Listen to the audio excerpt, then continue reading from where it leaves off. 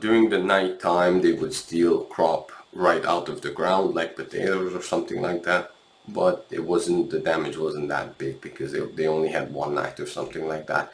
And eventually, people were actually having night guards for the crop. Right, and that was, and also neighbors in the in the rural side, they were also looking out for each other. So you would immediately, if you would see someone going over the fence of your neighbor's house or something like that, you would immediately gather the posse, I should say, because cops were not necessarily always there, almost never, especially in small towns. Or the time they would get there would be too late. So making noise and waking up the rest of the neighbors to deal with the threat. And also we never really had the fear of having bodily harm done to us on the homestead. It was just, would have been never worth it for anyone to do such thing for whatever they could steal.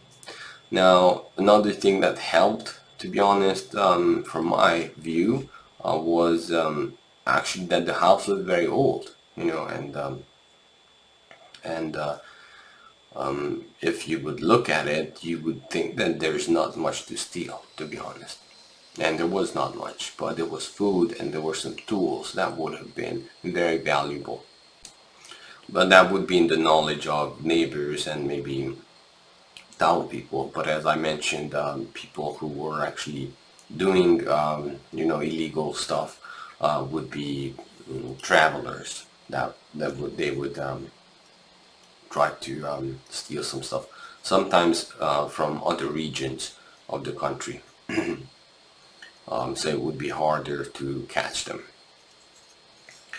Right. Now regarding now back to the city, it was a different experience. We had well, we didn't really have a curfew, but you kind of knew that the it's getting darker. You would immediately need to get inside in some way or another. That was true for young people and old people, especially. And sometimes middle-aged men would still have to work outside or something like that, reinforcing something, but you would not be hanging out alone in the dark for a long time, even though it was, I would say that the crime rate even during hyperinflation wasn't as bad as, what we hear from some big cities here in the US, some regions or some suburbs, or well, not suburbs, but inner city regions of bigger cities like Chicago or Los Angeles or something like that. However, the risk was there, so people just didn't take it. Now I was young, and I was a young man, and of course, with courting and everything, you would still hang out later at night, or you would go from one region of the city to the other region. But what would actually happen, that we would try not to go alone, or there were specific routes that we would take, or specific routes that we would not take. And usually we traveled in groups of three. Right. And well, I don't want to give too much away, but we did carry something that would be good for self-protection. And that actually had its own issues because cops, well, the local cops were one thing, but there were also other forces involved, in the sense that there were, later on they called them gendarmes, or cops that would travel in a car that would have maybe somewhere between 6 to 12 cops inside, and they would go from region to region in the city, and they would look for larger groups of people planning on doing something, right? And sometimes the suspicion of why are you out at night, or why are you hanging out here, would be enough to get a beating.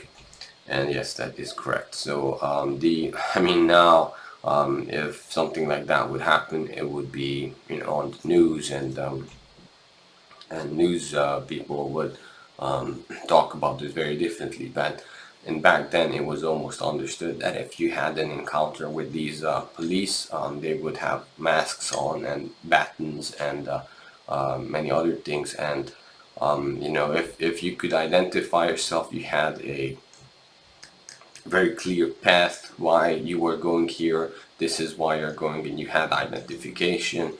They would still, see if you have any weapons or something like that. If you would not have any weapons and it was just one or three of you, then it would be, you would probably be let go without any major repercussions. But if it would be a group bigger than, five, maybe 8 people or something like that, then they would almost immediately, you would be guilty of suspected of being guilty, and you would be treated differently, and they would probably... Hey, thank you for watching this introduction to a members video. If you are interested in watching the full content, then head on over to buymeacoffee.com/startpathacademy, become a member, and we will be able to talk about more topics there.